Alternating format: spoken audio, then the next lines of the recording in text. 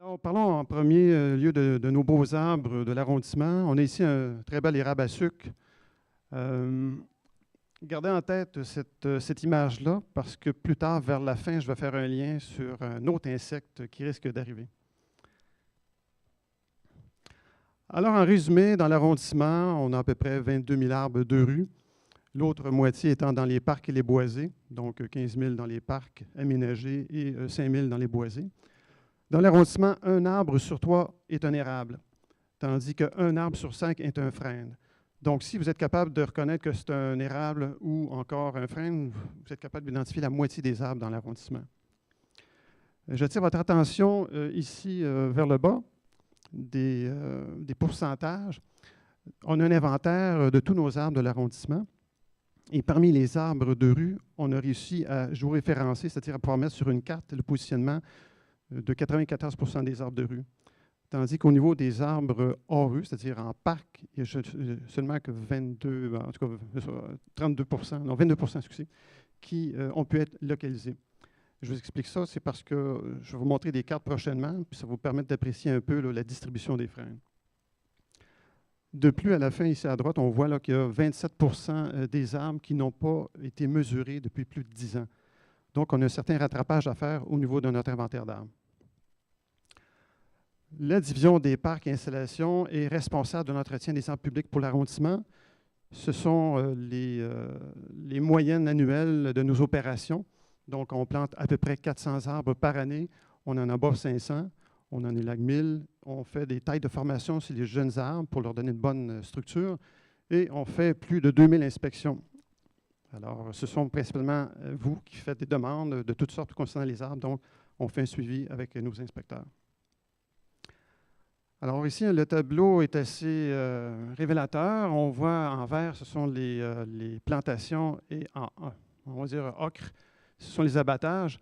Donc, hormis l'année 2010, le bilan est plutôt négatif au niveau des plantations et abattages.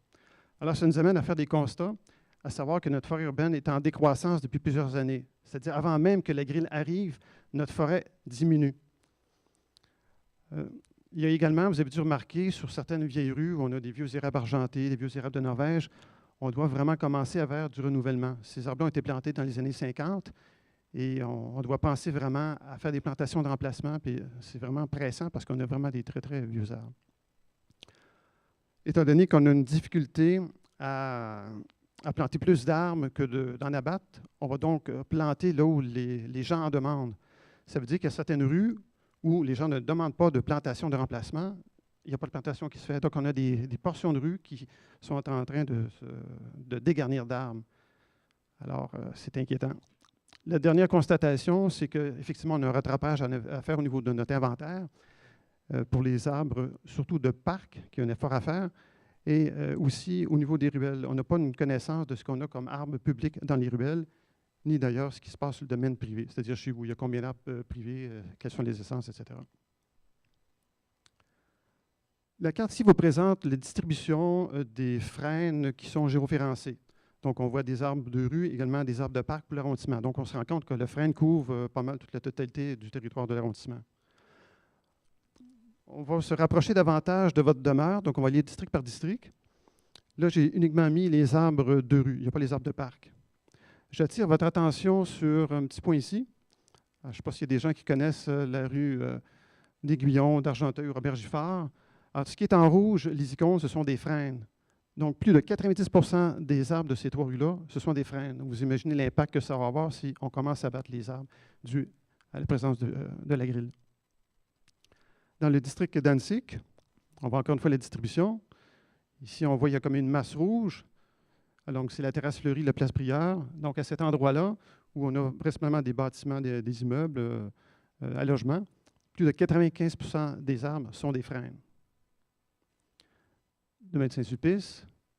Alors, on voit qu'il y a une concentration des rues entre Saint-Hubert et Saint-Denis.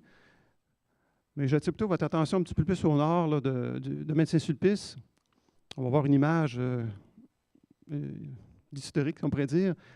Donc, en 1964, quand les plantations étaient faites pour les frênes sur cette rue-là, on voit que les arbres avaient été plantés à racines nues par les employés. Il n'y avait pas de fameuses pépines, c'était vraiment manuel.